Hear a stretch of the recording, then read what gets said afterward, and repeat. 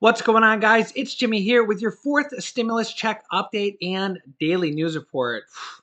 Crazy day today as the US government has paused the Johnson & Johnson one-shot vaccine, and now former President Donald Trump has come out and is slamming the Biden administration over this. President Trump says that they shouldn't be pausing the vaccine and it should continue forward, even though we've had a few cases of blood clots from the Johnson & Johnson vaccine. As you can see here, top U.S. health officials on Tuesday called for a pause in the use of the Johnson & Johnson one-shot vaccine while they review cases of rare blood clots in people receiving the shots. The officials said they're reviewing 6 cases of a rare and severe type of blood clot out of more than 6.8 million people in the U.S. who have received the Johnson & Johnson vaccine. All 6 cases were in women between ages 18 and 48. A top FDA official says until that process is complete, we're recommending a pause in the use of this vaccine out of an abundance of caution. A top CDC official statement says this is important in part to ensure that the healthcare provider community is aware of the potential for these adverse events and can plan for proper recognition and management due to the unique treatment required with this type of blood clot. Trump claimed in a statement that the Food and Drug Administration may be in cahoots with Pfizer, which manufactures the first of the 3 approved vaccines, saying, quote, "The Biden administration did a terrible disservice to the people throughout the world by allowing the FDA and the CDC to call a pause in the use of the Johnson & Johnson COVID vaccine," former President Donald Trump said. The results of this vaccine have been extraordinary, but now its reputation will be permanently challenged. The people who have already taken the vaccine will be up in arms, and perhaps all of this was done for politics, or perhaps it's the FDA's love for Pfizer. Trump added, quote, "The FDA, especially with longtime bureaucrats within, has to be controlled. They should not be able to do such damage for possibly political reasons, or maybe because their friends at Pfizer have suggested it. They'll do things like this to make themselves look important." I don't know how I feel about this one. I could go either way because on one side you could look at it and say it's 6 people out of 6.8 million people that have got the Johnson & Johnson vaccine. Now there definitely could be more that could happen, but I mean, we're still looking at a handful of people, literally 1 in a million, 6 people in 6.8 million. So you almost could say, I mean, with that low of numbers, 1 in a million, that could be average for this type of blood clot. I mean, 1 in a million people could get a blood clot naturally, and they just happen to be people that got a vaccine as well. But on the other hand, I can also say that, well, the abundance of caution is probably a good thing when we're dealing with a vaccine of this magnitude, because if there is an issue there, well, then it's better to know about it sooner rather than later if we are talking about a potential thing that could affect people's lives. One lady has died, another one's in the hospital. But on the other hand, you could say people die every day. So is it because of the vaccine with 6 people out of 6.8 million people? Or is it really something to be concerned about? So, I mean, I guess I'd weigh on the air of caution. It's better to be cautious and make sure. I guess we can pause it, but I do agree with what President Trump said that it damages their reputation. I've already seen your guys' comments down below in the description that said, "Wow, I already got the Johnson & Johnson shot. I just got it, and now I'm all worried. I can't sleep at night." And I can definitely I'm there with you. I can even just slightly fathom how you feel if you recently got the shot. I'm sure it's nowhere near what you're dealing with, but I can grasp a tiny idea of what you're dealing with mentally, just trying to deal with this. Just know that it's a 1 in a million shot at this point, and hopefully there's no alarm and they look into it for a few days. do study or whatever they need to do, and hopefully it continues, and they can. But the problem is that will this damage that shot's vaccine credibility going forward? A lot of people already question the Johnson & Johnson because of the baby powder incident in the past. I've seen a lot of you guys say that you're not going to get the shot from Johnson & Johnson because of that baby powder issue in the past. I've also seen other people say that they want the Johnson & Johnson shot specifically because it's only one shot. They don't have to go get two shots. Either they don't like needles, they're afraid of needles, or they just don't want to have to physically go do it twice. So I definitely can see both sides of the story, but let me know your thoughts down below in the comments. Yeah, my wife just said in the background, can you imagine if she just got the Johnson & Johnson vaccine, and how I would feel if she just got it and this is affecting, well, at least so far, it's affecting women. Yeah, I mean, I'd be scared to death. No lies, no lies. I'd be fit for a straitjacket. I'll tell you a quick story. When Ebola came to the United States, that was Ebola, right? When Ebola came to the United States, my wife almost caught it. It was the craziest story. So my wife was in her best friend's at the time wedding, and she was a bridesmaid, and they were going to a wedding store to try on dresses for the wedding. Okay, okay. Was it when you were going to pick it up, or okay? So she was going to pick up her dress for the wedding, bridesmaid dress, and coincidentally, this is when there was like literally like two cases or three cases of Ebola. I'd have her come on camera and talk, but she's just sitting there in a nightgown. So yeah, I don't think she's fit for camera. I don't know, maybe she is, but yeah. So there was like three or four people in the whole United States that like had Ebola or were in contact with Ebola, and literally this one lady flew from like where was it? Like from Texas all the way to Ohio and went to the exact same bridal store that day. And we were like, what are the odds of this, right? And she had it. She did have it. Did she die? You don't remember? So, anyways, this lady flew from Texas to Ohio, who goes to this bridal shop, and she has Ebola.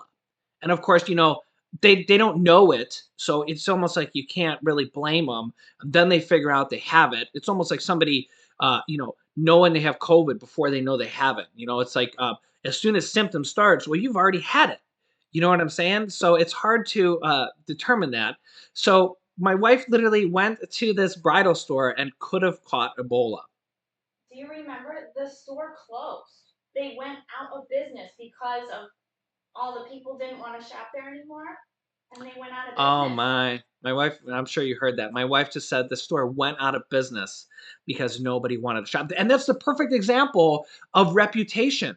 Yep. It's one person with Ebola goes to a wedding store and nobody wants to go there for months, and poof, they go out of business. And that's I agree with what Trump's saying for that part of his argument, because man, I can just see a lot of people not wanting to get the Johnson & Johnson vaccine now because of this whole incident. So we'll see in the next coming days if it was rightfully so, if they paused it and there is an issue. But it's such a tough thing. It's like you want to, have a positive image for this vaccine, because if everybody's scared to death, they're not going to get it. But on the other hand, you want to have an abundance of caution and make sure that there's not issues. So, I mean, it's tough out here for a G, right? It's a double-edged sword. It's a hard situation. It's not one you can just walk the line, and because people's lives are at stake here. The U.S. House of Representatives today passed a bill to avert Medicare cuts, which is really good because we don't need cuts to Medicare. If anything, we need expansion of Medicare so that people get dental coverage and hearing coverage and extra coverages that the Democrats are pushing for right now to be included in Medicare. So this was a good bill for the House to pass. This happened just today. The House on Tuesday approved a bill that would put off automatic cuts to Medicare provider payments until the end of the year. The bill passed with a strong bipartisan majority of 384 to 38. I wonder why they passed this only until the end of the year. And why didn't they just put off these cuts indefinitely, especially with such strong bipartisan support? This is actually very good. This is maybe the first or one of the first bills that I've seen that has actually had bipartisan support from the Republicans. Because remember, we've kind of been seeing this blockade of Republican support recently where Republicans aren't voting for anything underneath President Biden's administration. It almost kind of feels like they're just they're very standoffish. They don't want to vote for anything underneath Biden. So I'm sure there's been a minor bill or two that maybe have passed with bipartisan support here, but this is kind of one of the bigger ones that I've seen here, where the Republicans did actually vote with the Democrats on this. The automatic cuts were originally put into place by the 2011 Budget Control Act, which set up an annual 2% reduction in Medicare payments as one of its mechanisms for reducing the debt. Congress has never allowed the cuts to take place, however, voting to overturn them regularly over the past decade. What's the point of even having them there to begin with, then? Senator Bernie Sanders, who's the Senate Budget Chairman, has been pushing to have Medicare expansion in this next infrastructure package. Before this infrastructure package is open, we are going to see multiple different stimulus provisions, and this could be one of them, expanding Medicare coverage to include dental coverage, hearing aid, and several different expansion coverage that is not currently covered with Medicare for free. This would be included for free if they're able to get this through. The Democrats are also pushing to lower prescription drug prices through reforms and will likely include this in the infrastructure package. This actually started with former President Donald Trump signing an executive order to make pharmaceutical companies give the same prices to the United States that they give to other countries for pharmaceutical drugs. This would drastically lower the cost of prescriptions for many Americans and seniors. However, it's been very difficult implementing this and actually getting this to work. And while they're continuing to push to lower the cost of prescription drugs, we talk about things like insulin, and it's thousands and thousands of dollars, and people can't afford it, and then they physically die because they can't afford the medication. This would be one stimulus item that would be very needed in the to hopefully be passed in this infrastructure package. There's multiple different ways they're trying to combat this and actually make it happen where it actually lowers prescription prices and does it long term. So let's hope that's one thing they can figure out in the infrastructure package, because lowering prescriptions would be great for everybody, but especially for people who need medication to literally for their life depends on it and they can't afford it. I mean, that's a literally life-saving stimulus provision. I get a lot of questions every single day. Jimmy, do you think there's going to be a fourth stimulus check? And personally, I do think there will be at least a single check included before Biden is done. Most likely in this infrastructure package, as the progressive lawmakers and the Democrats are pushing for recurring direct stimulus payments. I mean, I literally have article after article after article of Democrats from the Senate and the House of Representatives pushing for recurring stimulus checks. I think at worst case scenario, we will see a fourth stimulus check underneath Biden in this infrastructure package. I think best case scenario, we'll see the recurring stimulus checks in this package. And I personally think that there's no way that Biden's not going to pass a second stimulus check underneath his administration. With Trump passing two and Biden having an aide overhear them say that Biden didn't want to pass less stimulus checks than former President Donald Trump, especially with the 2024 presidential election could be a rematch of Biden versus Trump again. And we could see that again. It's going to be a little bit more of a level playing field because now Biden's it's kind of easier for a new person to come in and bash a current president, no matter who it is, any current president, because you could say, "Oh, I'm going to do this, and this," when you're not in office, it's easier to say that than to actually do it. If you're a president, you have to deal with Congress and get them to pass things. Biden kind of has it a little bit easy right now with the Democrats controlling the House, the Senate, and he's Democrat. He's kind of got it made right now because they can push through a lot of things, and they likely will push through several more stimulus provisions.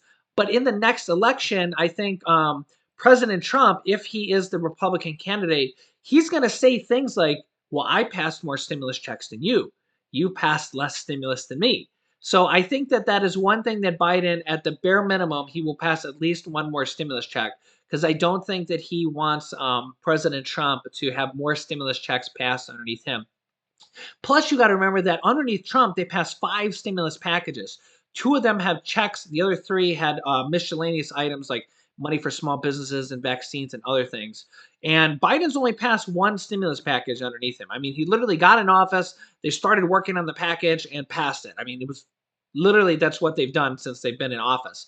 So now they're working on the border crisis and some other things along with this infrastructure slash stimulus package. So honestly, I kind of see Biden as just getting started, and I would not be surprised to see at least one more, if not recurring, stimulus checks. Remember, President Biden already did pass recurring stimulus checks in a way with the child income tax credits. That's the $3,000 to $3,600 that they passed in the third stimulus check package, and they're going to have the IRS set up a payment to pay monthly payments to parents. So, literally, if you're a parent and you have a child under 17 and you make less than $150,000 and you have a social security number, you're going to get at least $3,000 per child.